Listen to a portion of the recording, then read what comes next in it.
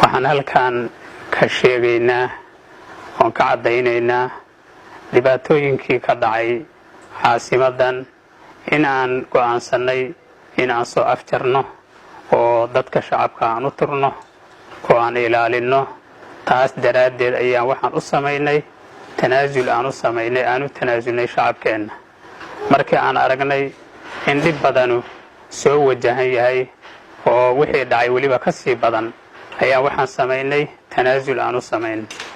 marka bulshadeenna waa jecelnahay, waxaana uga soo shaqaynay xagga amniga, la dagaalanka argagixisada iyo dhan walbaba.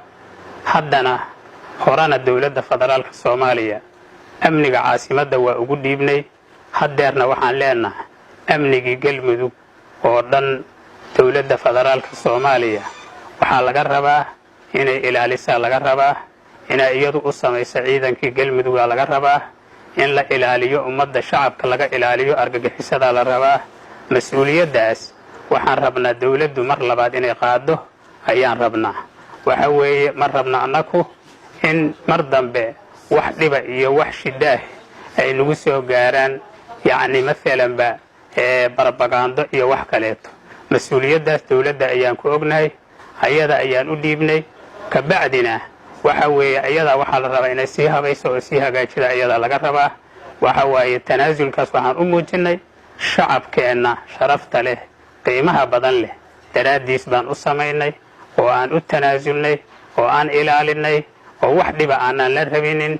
wax maadaama dhib badan aan ka soo marnay, maadaama mas-uuliyiintii haddana ahlu sunna waljamaaca, mas-uuliyiintii galmudug, madaxii xukuumadda galmudug aan ahay, waxa weeye galmudug oo dhanna waxaan u soo jeedinayaa muwaafaqo iyo midnimo ayaan u soo jeedinayaa. runtii waxaa ka mid ah waxyaabaha aan haddeertaan ku heshiinay mas-uul ka mid ah mas-uuliyiinta dowladda federaalka Soomaaliya Generaal Mascuud in uu maalanba la wareego ciidankii halkan joogay, inuu la wareego. kabacdina mas-uuliyadda amniga dadka mas-uuliyiinta oo jooga mashaayikhda culimaauddiinka uu mas-uul ka yahay oo ilaalinayo wixii ay u baahdaan oo maalanba xagga ama amniga ha noqoto ama xagga maalanba ha noqoto fulinta ay fulinahayaan waxay dadka u fuli jireenoo wacyigelin ha noqoto iyo darsi akhrin iyo tawciye wax walba, in ay arrinkaasi ay noqoto aysan u balaloobin. hadda kadib shabaab maadaama aad ay ula dagaalameen aysan u balaloobin, wax dhiba aysan u balaloobin. taasna asagaa damaanad qaaday. annakuna waxaan nidhi adigoo dowladdii wakiilka ah haddaad damaanad qaaday waa ku kalsoonahay ayaan nidhi. wabilaahi tawfiiq.